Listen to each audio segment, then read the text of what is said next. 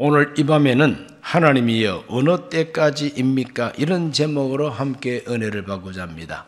제목을 한번 기억합니다. 하나님이여 어느 때까지입니까?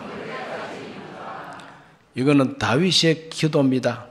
오늘 읽은 시편 13편 1절만 보더라도 야훼여 어느 때까지니까 나를 영원히 잊으시나이까 주의 얼굴을 나에게서 어느 때까지 숨기시겠나이까.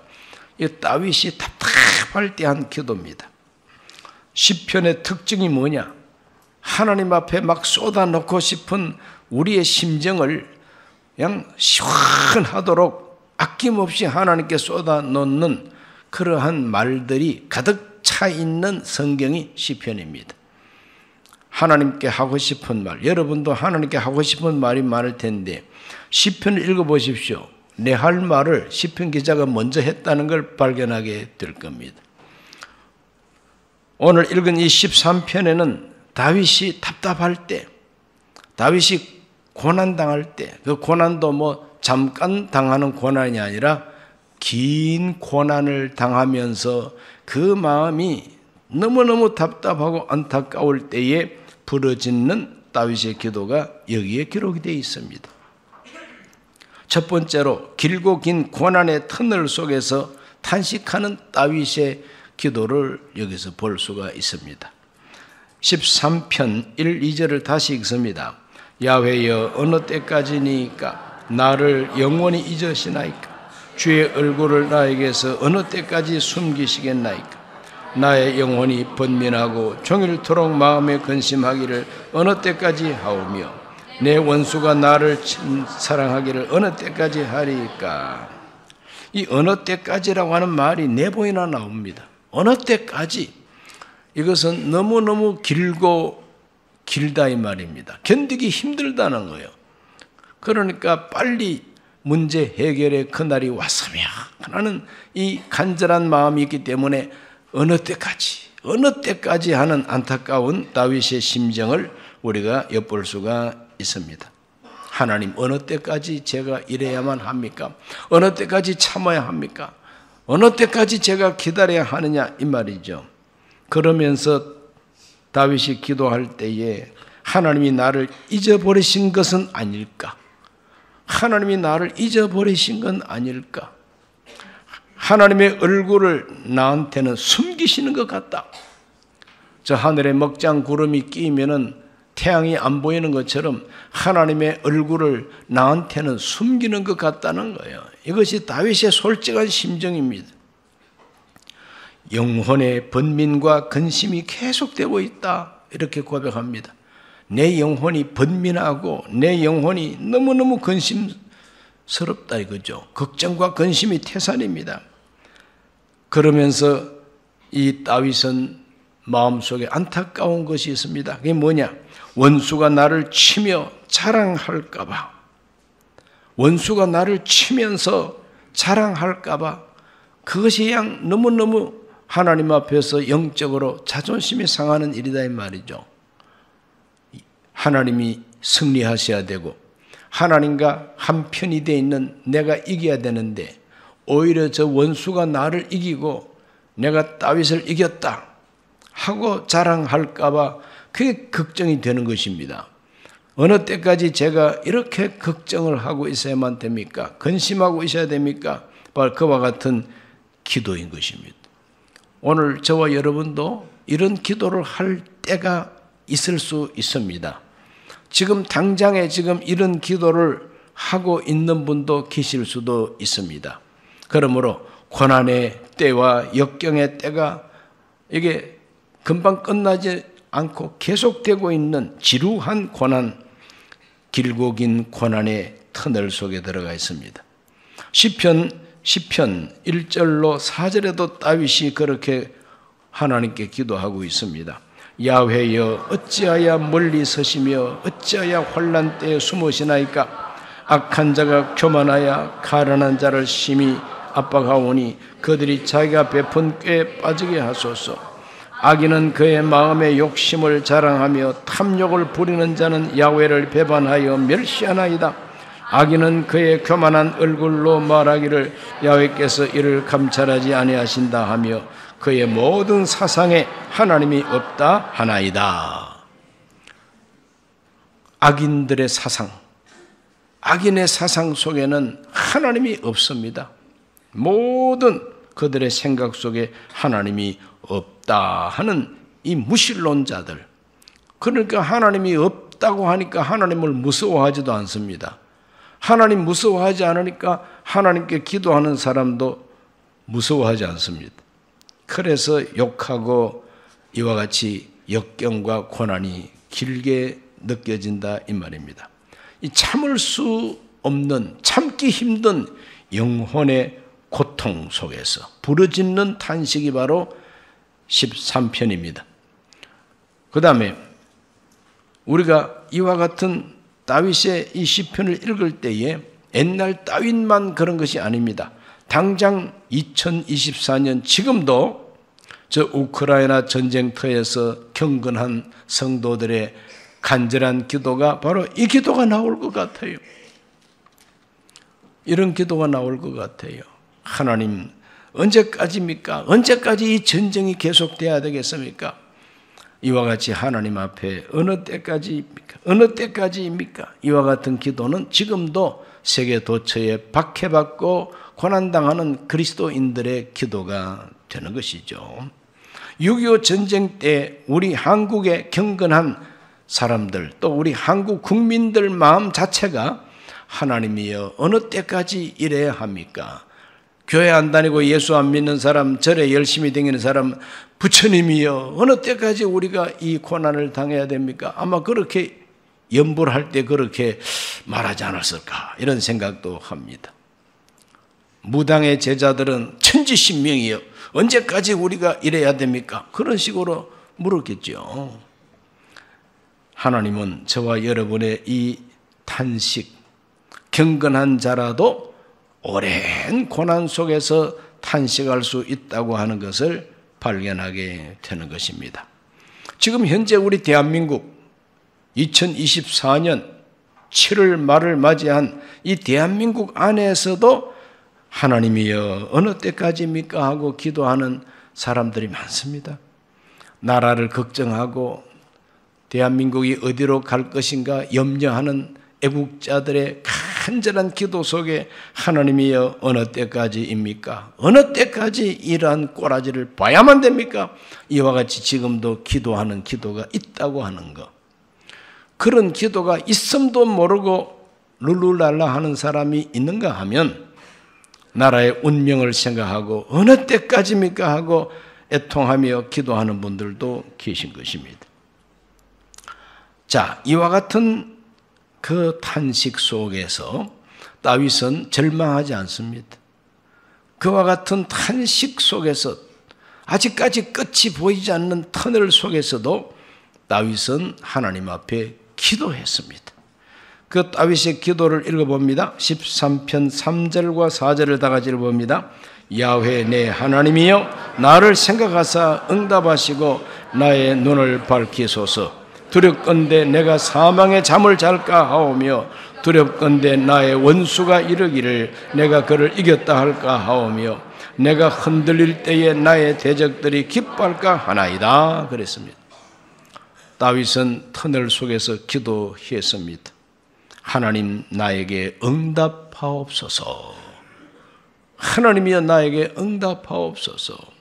어느 때까지입니까? 어느 때까지입니까? 하나님 나를 향하여 얼굴을 숨기시고 나를 버리셨나이까? 이와 같이 탄식하는 말을 했지만 그거는 절망이 아닙니다.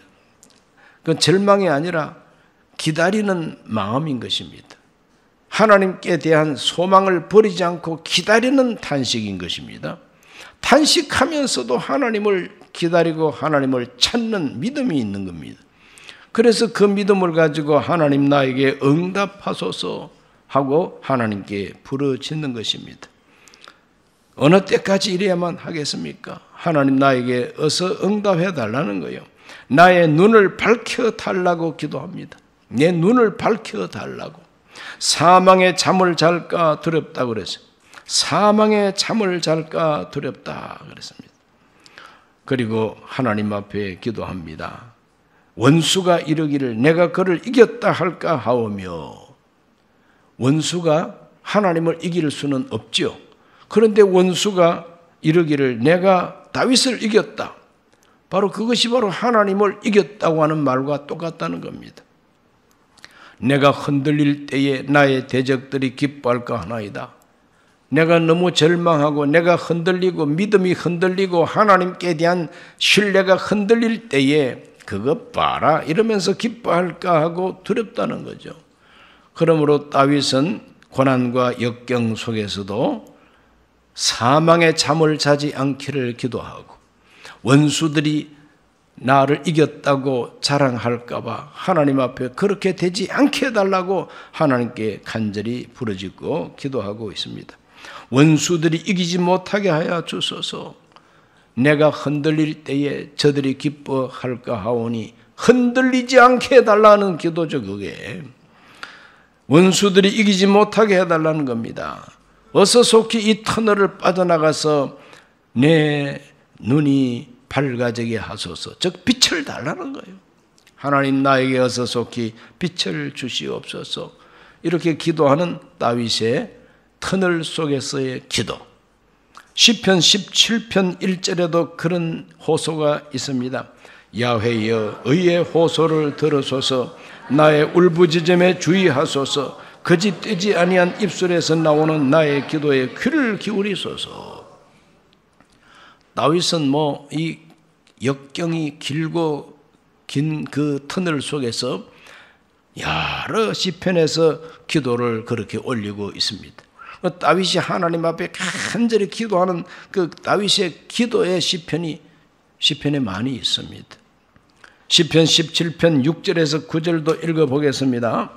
하나님이여 내게 응답하시겠으므로 내가 불렀사오니 내게 귀를 기울여 내 말을 들으소서. 주께 피하는 자들을 그 일어나 치는 자들에게서 오른손으로 구원하시는 주여, 주의 기이한 사랑을 나타내소서.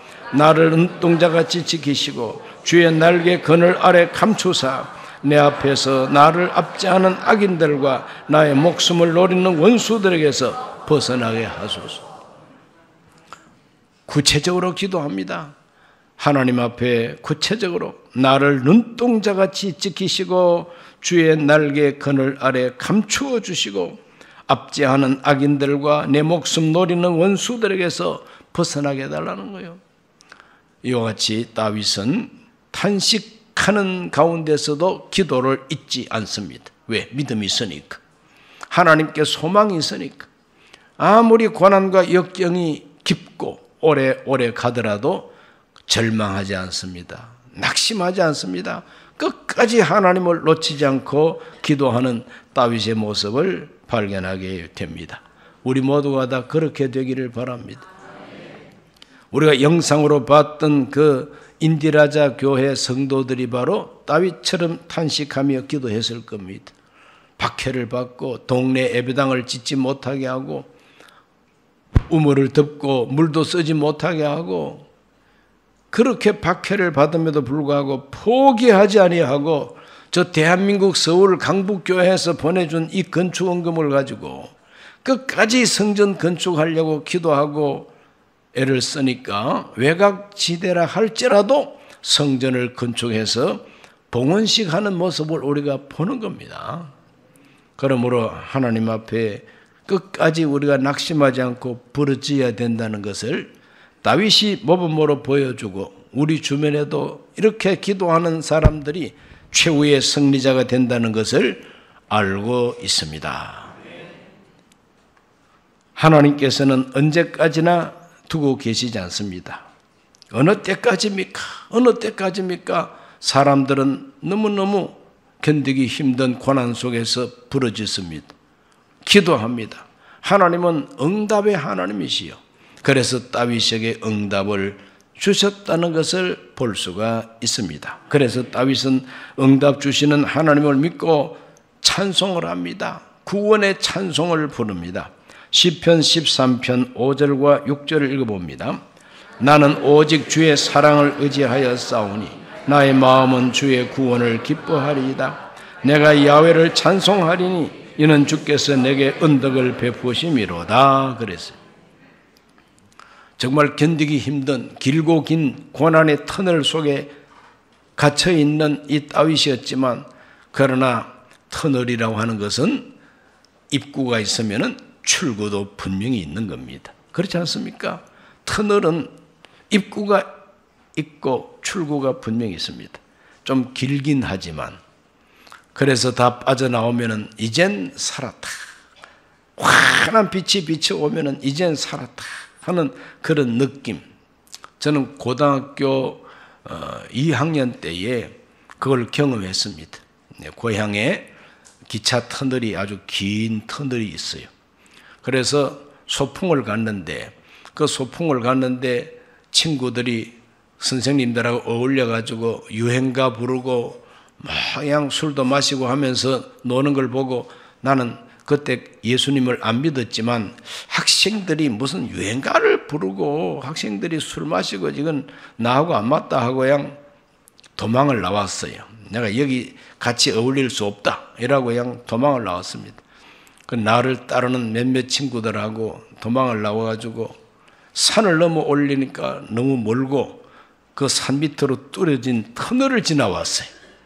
그 터널을 들어가서 이제 터널 안에서 조깅하듯이 막 이렇게 이제 달리는데, 혹시라도 기차가 그 시간에 들어와서 석탄 떼는 기차가 들어와서 연기로 꽉 들어 채우면 질식할 수도 있어요.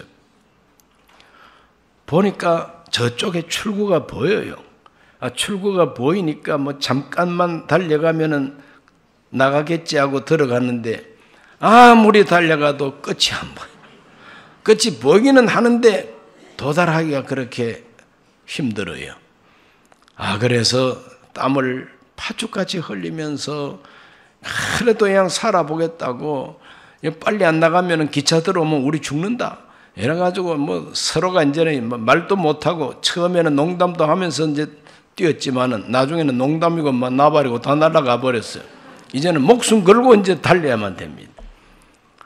그래 마침내 환한 곳으로 빠져나올 때에 얼마나 정말 기분이 좋았는지는 모릅니다. 그때 제가 예수님을 믿었으면 할렐루야 했을 거예요. 그 예수님을 안 믿으니까 뭐 할렐루야도 모르고 뭐. 그러나 기분은 좋았습니다. 야, 이제 살았다. 이젠 살았다. 얼마 있지 않아서 기차가 들어가더라고.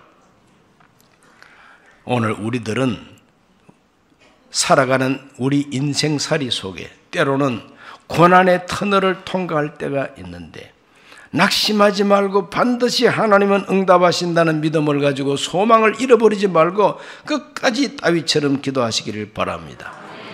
하나님은 응답하십니다. 다윗은 그 고난의 터널을 지나가면서 기도할 때 어떤 믿음으로 기도했느냐? 사랑을 의지하고 기도했다 그랬어요. 5절에 나는 오직 주의 사랑을 의지하여 싸우니. 이것이 우리의 믿음이 되어야만 됩니다. 오직 주의 사랑을 의지하여 싸우니. 그 깊은 고난 속에서도, 그 터널 속에서도 한 가지 잊어버리지 않고 끝까지 붙잡은 게 뭐냐? 하나님은 나를 사랑하신다는 거예요.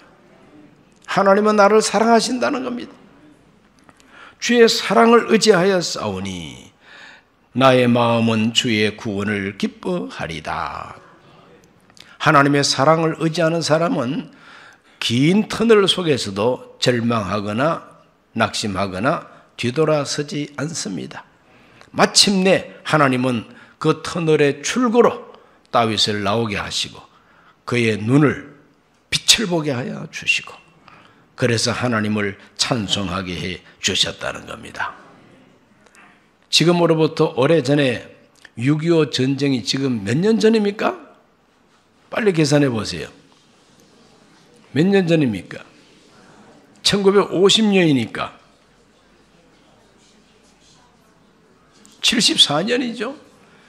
74년 전에 6.25 전쟁이 터져서 온 남한 전체가 전쟁터가 되지 않았습니까?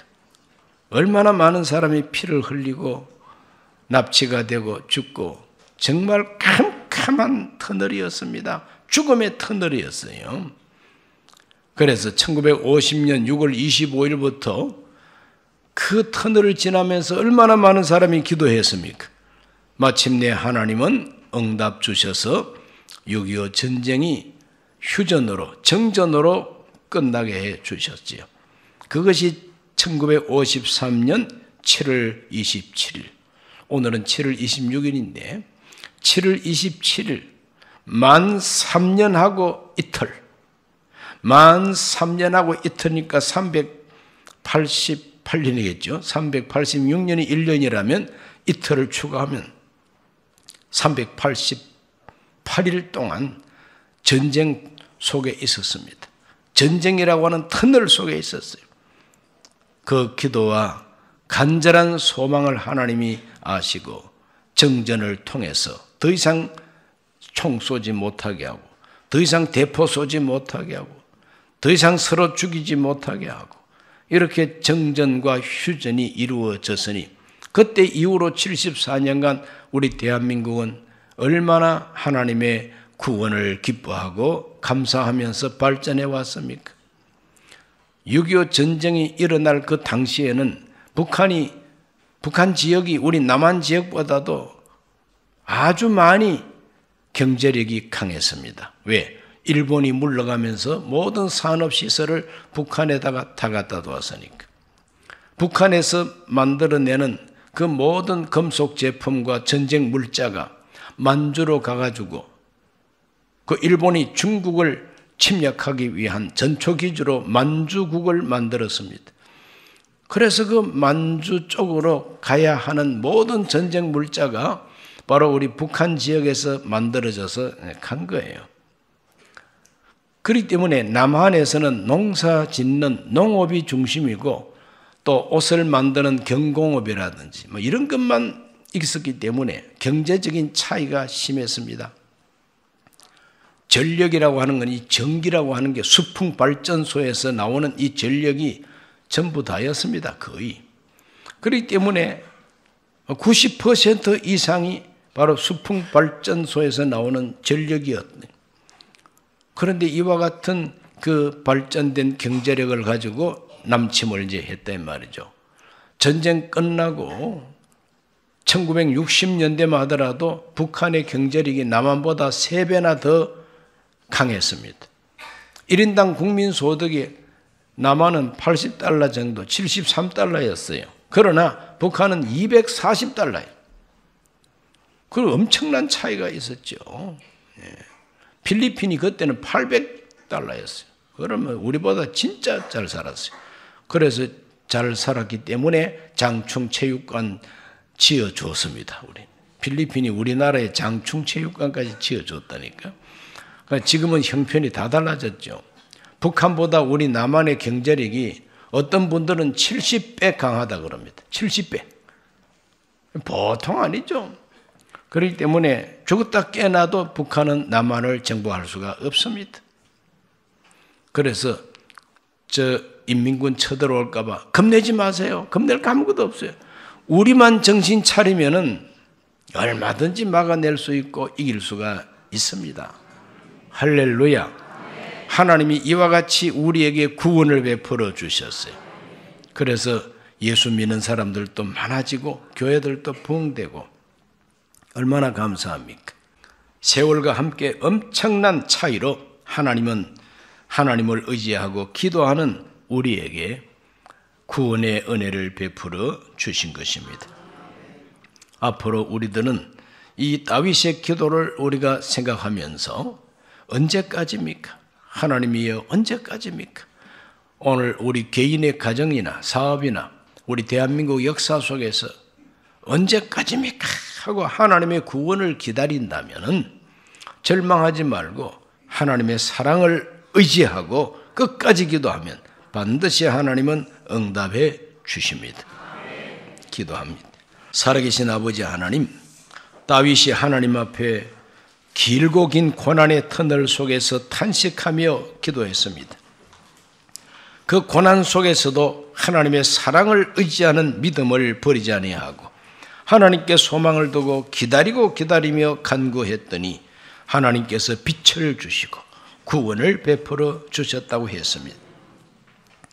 오늘 우리 청소년들 가운데서도 다윗같이 언제까지입니까 하고 탄식하는 우리 청소년이 있다면 다윗 같은 믿음을 허락하여 주옵시며, 오늘 우리 대한민국은 74년 전 6.25 전쟁이 일어났을 때와 비교할 때에 엄청난 구원과 복을 우리에게 허락해 주셨습니다.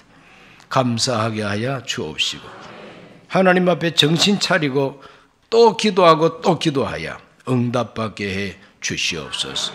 예수님 이름으로 기도하옵나이다. 아멘.